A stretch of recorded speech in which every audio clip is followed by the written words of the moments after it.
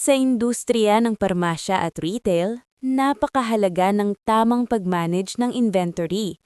Sinusunod ng aming system ang professional standard na FEFO, First Expired, First Out. Sinisiguro nito na ang mga produktong unang mag-expire ang siyang unang ibebenta para maiwasan ang lugi at masunod ang mga regulasyon. Tingnan natin ang ating paracetamol inventory. Mayroon tayong 4 na batches base sa expiration. Batch 1, 20 units, March 7, 2026. Batch 2, 50 units, April 13, 2026. Batch 3, 100 units, June 6, 2026. At Batch 4, 490 units, March 2027.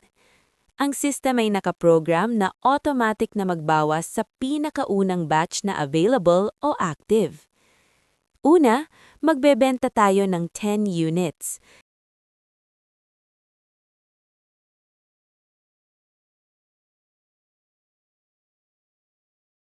Gaya ng inaasahan, ang system ay kukuha sa pinakamaagang batch, ang March 7 expiration.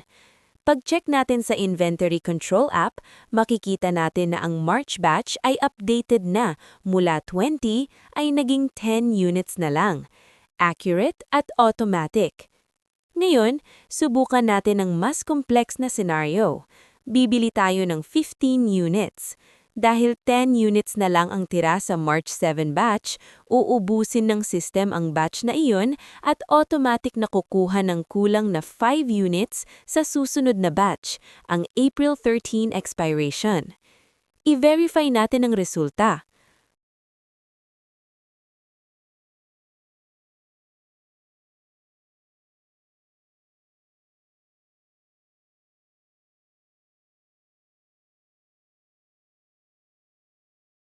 Matapos ang benta, ang March 7 batch ay 0 na at ang April 13 batch naman ay nabawasan mula 50 tungo sa 45. Suwabeng pinagdurugtong ng aming POS ang bawat batch para masigurong laging tama ang iyong stock levels nang hindi mo na kailangang mag-compute manually. Efficient, compliant, at matalino. Yan ang Project Information System.